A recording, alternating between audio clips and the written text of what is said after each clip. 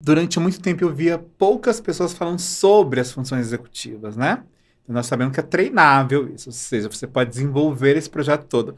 E professor ele consegue treinar isso em sala de aula ou é só restrito a um profissional, por exemplo?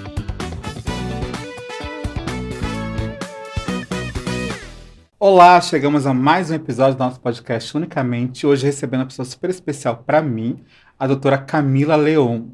E vamos falar sobre funções executivas. Camila, você tem um currículo invejável, né? Eu queria que você se apresentasse pra gente, mas eu também quero te agradecer já por ter aceito o nosso convite. Eu sei que as suas informações vão ser de grande valia para nossa audiência. Obrigada, Dan. Estou muito feliz de estar aqui com vocês. E eu sou pedagoga, fiz letras, psicopedagogia como pós-graduação, mestrado e doutorado em distúrbios do desenvolvimento. Então, faz mais ou menos uns 14 anos que eu saí de sala de aula e fui direcionando os meus estudos para a área da interface da neuropsicologia com o desenvolvimento infantil. Perfeito. E a Camila, deixa eu contar um segredinho. A gente se viu, a gente já se ouvia, se namorava há bastante tempo. E eu encontrei a Camila indo pra Macapá, em algum lugar ali. O ano passado. O ano passado, um calor, né? A galera de Macapá sabe que é quente. E ela me ensinou a categorizar e a sistematizar as coisas todas. E vocês viram o currículo dela, né? Super tranquilo. E hoje a gente fala sobre funções executivas, né? Eu queria que você dissesse para o povo o que são as funções executivas, basicamente. Tá, eu acho importante começar explicando que entre várias habilidades cognitivas, como linguagem, atenção, memória, nós temos esse conjunto de habilidades cognitivas chamadas funções executivas. Que, se a gente for pensar no pessoal da escola, geralmente quando a escola fala assim, os meninos estão muito indisciplinados, os meninos não têm autonomia, pode sinalizar uma disfunção executiva. E eu ter uma disfunção executiva não significa que eu tenha algum transtorno também. Exatamente. E essa é uma confusão que às vezes os profissionais da clínica fazem, né? Então, assim, faz uma avaliação, identificou que existe uma disfunção executiva porque tem comprometimento em algumas das funções executivas, e aí já pode, talvez, numa análise superficial, pensar que tem um TDAH, por exemplo, e não necessariamente. Então, existem indivíduos sem diagnóstico, que talvez não fechariam o diagnóstico e que têm prejuízos nessas habilidades, por quê?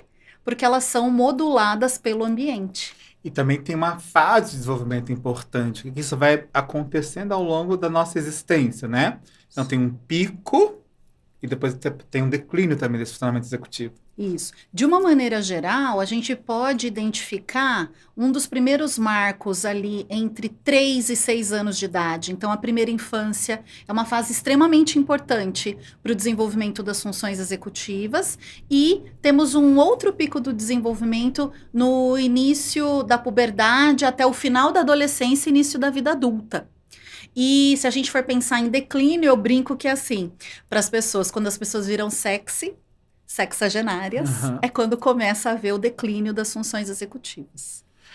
Perfeito, mas me dá um exemplo assim de função executiva para quem está ouvindo a gente. O que é função executiva? Assim, quais são as mais? Tem um grupo de mais importantes ou não? Todas têm o mesmo valor ali para o nosso desenvolvimento? Como que é? Tá.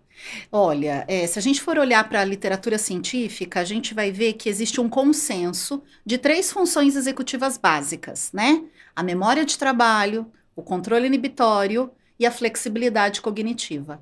As outras nomenclaturas que a gente ouve por aí, como por exemplo, metacognição, planejamento, resolução de problemas, organização, tomada de decisão, isso tudo vai variar de estudo para estudo, de autor para autor. Mas essas são então as nomenclaturas. Você acha legal dar um exemplo? Seria legal. Assim, o que é uma pessoa que tem uma memória operacional em dia? Tá. E você tocou num assunto importante. Você falou assim, memória operacional. E eu falei memória de trabalho. Aí, de repente, as pessoas podem achar que são coisas distintas. Mas o termo working memory foi traduzido para o português como memória de trabalho e como memória operacional. Então, é sinônimo. A mesma coisa. Esta é a habilidade mais importante para o aprendizado de uma maneira geral. Por quê? Fazendo uma analogia, né? É como se a gente tivesse uma lozinha mental que a gente depositasse informações e operacionalizasse com essas informações. Tipo, fazer um cálculo mental. Quando a gente faz a leitura de um texto para você contar para alguém sobre aquilo, ou para você responder perguntas sobre um texto lido. Então, aquelas informações estão ali na mente para você executar alguma coisa e depois você limpa a lozinha e não utiliza mais aquelas informações naquele momento para aquela finalidade. Então, a memória operacional / memória de trabalho é isso. Mas ela ficou guardada ali em algum lugar, você vai fazer uso dela quando for necessário. Isso. A memória de trabalho, ela faz uma intersecção com as nossas memórias de longo prazo. Então, a gente recruta essas informações de longo prazo para o aqui e agora, usa elas com alguma finalidade e depois elas voltam para os lugares delas ou elas não são armazenadas na memória de longo prazo. Tipo, vai que você me desse a seguinte pergunta, Ká, quais foram as perguntas que eu te fiz até o momento?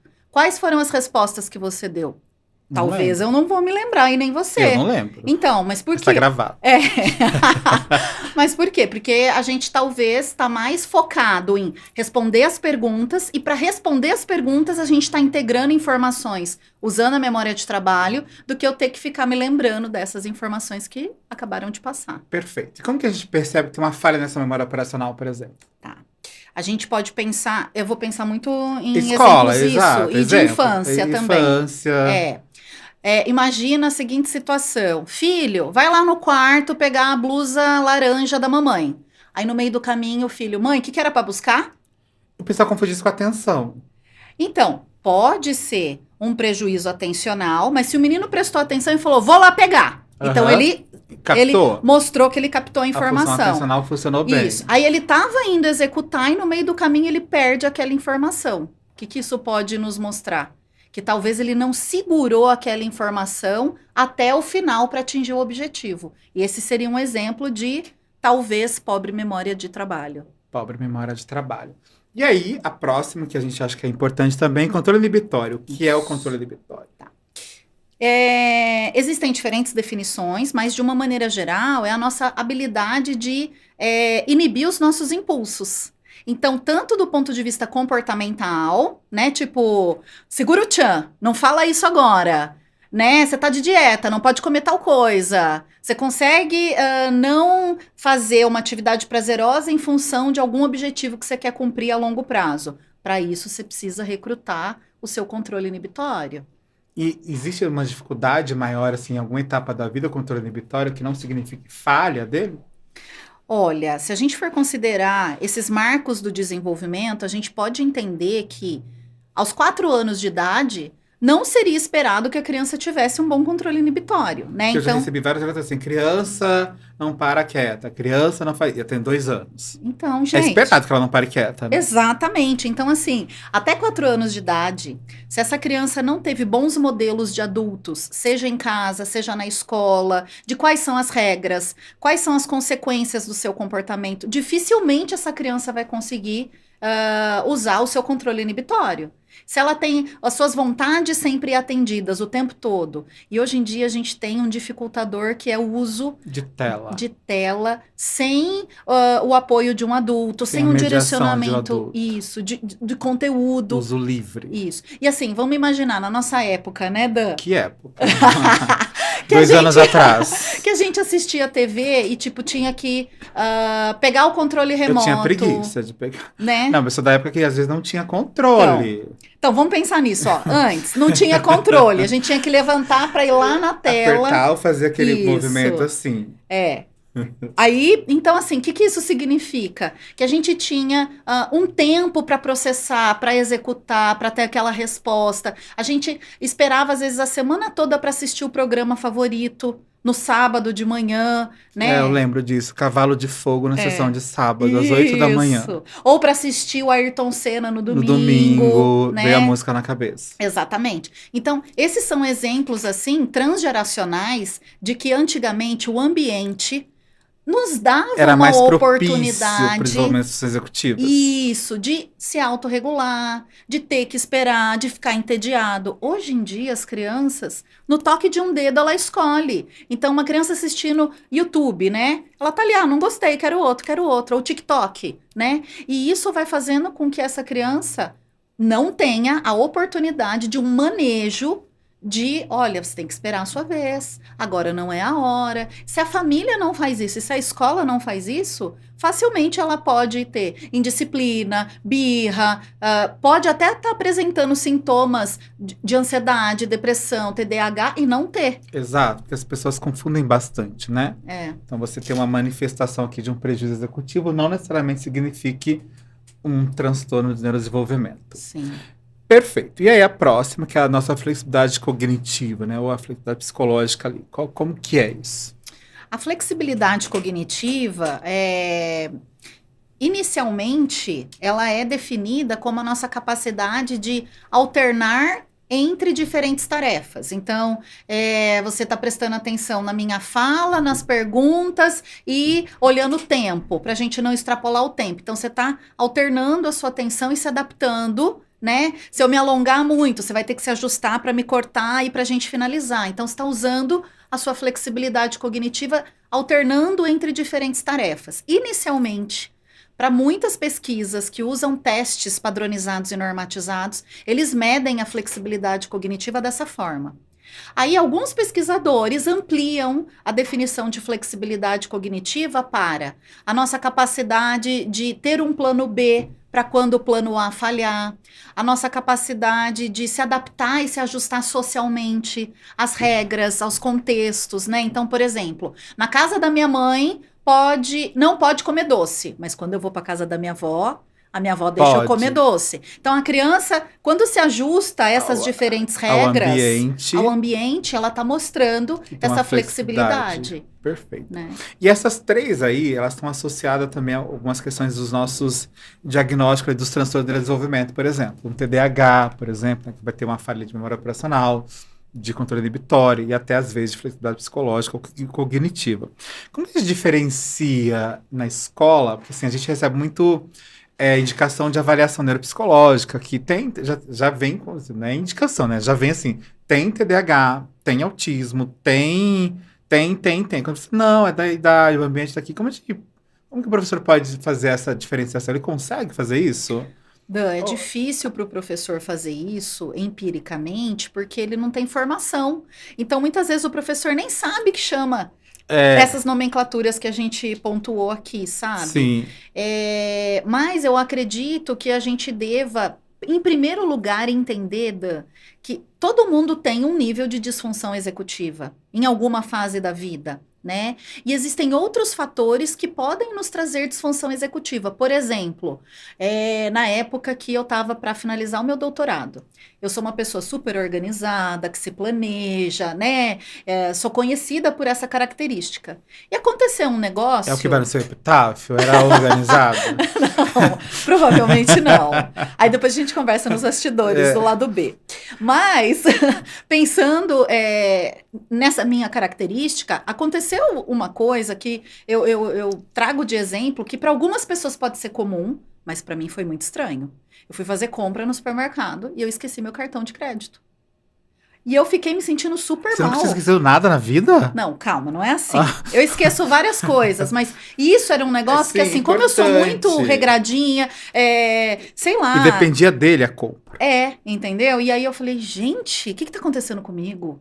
Então começou a acontecer uns lapsos assim, e aí o que eu entendi? Que eu tava com sobrecarga, tava mais estressada, tava mais ansiosa, porque tava perto da época da defesa. E por que eu tô pontuando isso?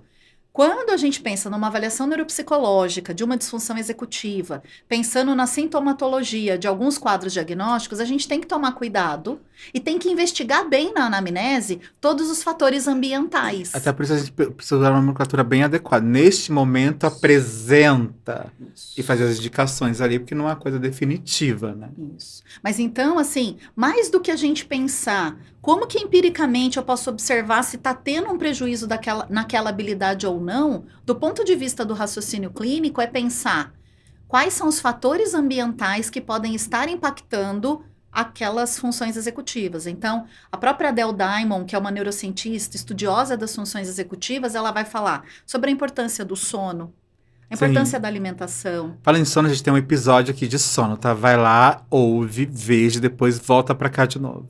A importância da atividade física. Então, assim, tem tantos fatores que impactam e podem trazer prejuízos para as nossas funções executivas que a gente tem que tomar muito cuidado. E isso, talvez, o próprio professor na escola também poderia investigar do tipo, querido, tá tudo bem?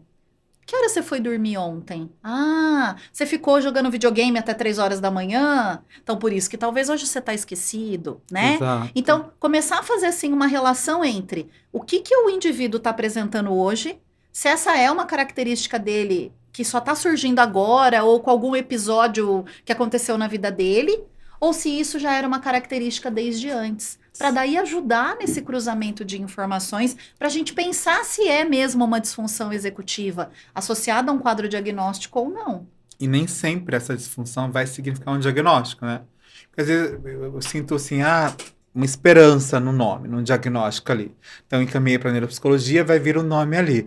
Aí não é mais meu problema meu. Aí quando a gente fala, não tem. É só ambiental, foi catalisado aqui pelo ambiente, porque, né, tem uma frustração nesse sentido. Mas, uma coisa importante, as suas executivas, ela tem muito a ver aqui, depois mais à frente, com saúde mental, uma série de coisas. Mas Sim. como que ela impacta na aprendizagem aqui? Né, eu estando com alguma desregulação executiva de disfunção, como que impacta nessa aprendizagem? Né? Porque isso também tem um peso importante. Sim, tem muitos estudos analisando as relações entre funções executivas e aprendizado escolar.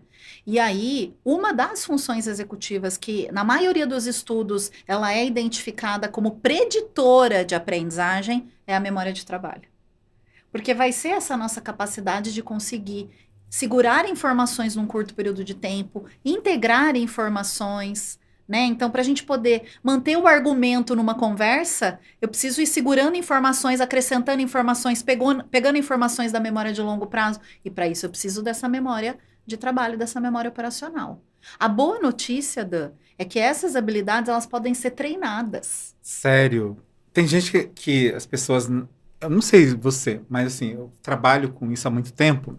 E durante muito tempo, eu via poucas pessoas falando sobre as funções executivas, né? Nós sabemos que é treinável isso, ou seja, você pode desenvolver esse projeto todo. E professor ele consegue treinar isso em sala de aula ou é só restrito a um profissional, por exemplo, né? Nossa, que bom a gente poder falar sobre isso e chegar num número maior de pessoas, né? Os professores não só podem, como eles devem, né? E aí, se a gente for pensar no contexto da escola, a gente tem alguns currículos mais antigos que foram testadas as eficácias e foi verificado que, de fato, são promotores de funções executivas, como, por exemplo, as escolas montessorianas. Então, o método montessoriano, na educação infantil, principalmente, como ele visa muito o desenvolvimento da autonomia das crianças, Sim. Alguns estudos científicos foram realizados comprovando a eficácia para a estimulação das funções executivas. Obviamente, quando Montessori desenvolveu esse método, né, muito antigamente, nem existia essa nomenclatura. Mas a forma como ela organizou a aprendizagem, entendendo que o professor faz modelagem, Sim. depois a criança executa, então a criança observa, a criança aprende com pares, né? Então tem várias estratégias didáticas utilizadas no método montessoriano que contribuem para a estimulação das funções executivas. Tá, mas eu sou uma professora, eu fui professor, sabia? Mas eu não conheço isso, eu não fiz Montessori. Onde que eu busco informação? Como que eu coloco aqui na educação infantil mais tranquilo, mas no ensino, nos anos iniciais, por exemplo? Tô com o segundo ano aqui, eu percebi que 10 alunos estão com muita dificuldade de controle inibitório, que é bem normal. Como que eu faço? Isso é possível, assim, aqui mesmo nas atividades pedagógicas? Ou é um momento que eu tenho que fazer isso em outro lugar, ir para a sala... Legal. de recurso para sala multifuncional, ou eu mando ali para treinadora de FE. A gente podia ter esse cargo nas escolas, né? Na verdade, os nossos estudos têm mostrado, não só então fora do Brasil, como dentro do Brasil, né? Porque eu faço parte de um grupo de pesquisa no qual alguns instrumentos de intervenção foram desenvolvidos, incluindo o meu doutorado, que a gente verificou que o primeiro passo é trabalhar na capacitação de professores, né? Então, assim, ao invés da gente pensar em ter treinadores de funções executivas na escola, o ideal seria que esses treinadores ensinassem os professores como fazer isso, né? Acho que esse é o primeiro passo. O segundo passo, quando a gente começa a estudar neurociência e neuropsicologia aplicada à educação, meio que a gente se frustra. A gente que é da educação, porque você também é da educação, por quê? Eu vivo frustrado com a educação. Mas não vai ter nenhuma grande novidade. Então, eu vou dar alguns exemplos de técnicas que os bons professores usam e que... Eu fico frustrado com os resultados, não que a gente não tenha as mudanças aqui, porque a gente sabe que às vezes o básico funciona bem. Sim, sim. Eu fico frustrado com a resistência em trabalhar com práticas baseadas em evidências. Sim. Isso me frustra. Mas muitas vezes o professor nem sabe que aquilo é uma prática baseada em evidência, né, Dan? Sim. Mas assim, ó, só para dar alguns exemplos. A rotina estruturada na lousa, né? A aula tem um começo, um meio e um fim. Para diminuir a ansiedade das crianças de ficar o tempo todo. Já é hora da educação física? Tá na hora de ir embora? É hora do recreio? Exatamente. É hora de comer? Isso. Então, para diminuir essa ansiedade, o professor deveria deixar isso estruturado na lousa, mostrar para as crianças e ir monitorando com as crianças. Olha, já fizemos tal atividade, estamos em tal momento da nossa aula. Então, essa é uma estratégia que não é novidade. Não. Para estudava tinha escola. Isso. Só que aí, quando você conversa com os professores e você fala, você faz rotina estruturada? Ele fala, faço. Aí você vai assistir a aula dele, ele fala assim, crianças, hoje nós teremos tal, tal, tal, tal, tal. O que o professor fez? Sobrecarregou a memória de trabalho das crianças. As crianças, depois de meia hora, já nem vão mais lembrar da sequência e vão continuar perguntando para o professor. Então, tem alguns detalhes nessas estratégias, como, por exemplo, fazer isso visualmente na lousa. Escrito. E isso não é uma estratégia só de educação infantil.